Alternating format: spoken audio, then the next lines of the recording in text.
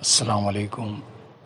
عید الاضحیٰ کے موقع پہ غرباؤں میں یہ قدیم زمانہ سے گوشت کو محفوظ کرنے کا طریقہ کار ہے، جسے خاص انداز سے اس کی کٹنگ کی جاتی ہے، جو تقریباً 4 انچ سے لے کے 8 سے 10 انچ تک اس کی زگ زیگ کے طریقے سے کٹنگ کر کے لمبی لمبی لڑیاں بنائی جاتی ہیں۔ بعد میں اسے ہلدی اور نمک کے ساتھ ملانے کے بعد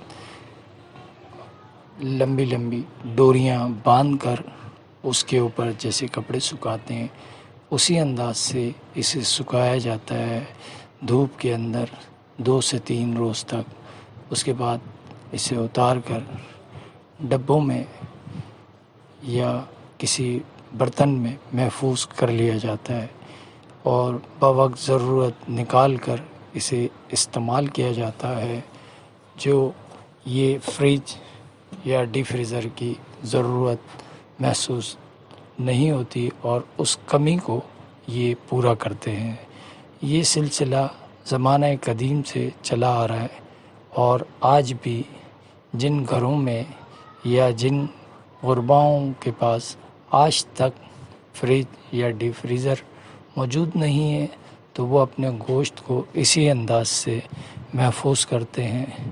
اس کے علاوہ یہ گوشت کو خاص طور پر جو پرانے میمن، کچھی اور گجراتی کمیونٹی کے لوگ آج بھی اس کو محفوظ کرتے ہیں اور اس کا ذائقہ بہت ہی اچھا اور مزیدار ہوتا ہے، جسے بڑے شوق سے کھایا جاتا ہے اور خاص طور پر پرانی خواتین آج بھی اس گوشت کو اسی انداز سے محفوظ کرتی ہیں۔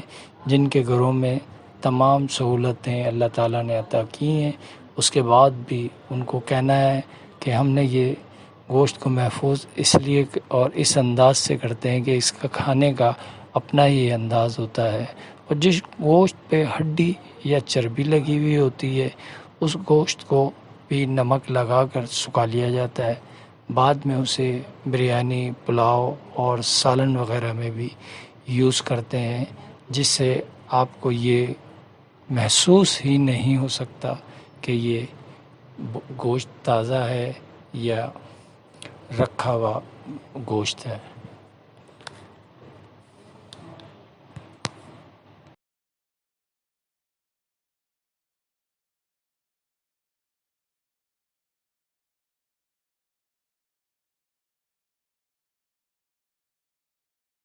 مرچی نمک لگاتے ہیں۔ اور یہ خراب نہیں ہوتی؟ نہیں ہوتی۔ یہ کتنے دن تک چلتی ہے؟ یہ 1 مہینے تک چلتی ہے۔ 1 مہینے تک چلتی ہے۔ تو اس میں آپ سالن بھی بنا لیتی ہیں؟ سالن بھی پکاتے ہیں۔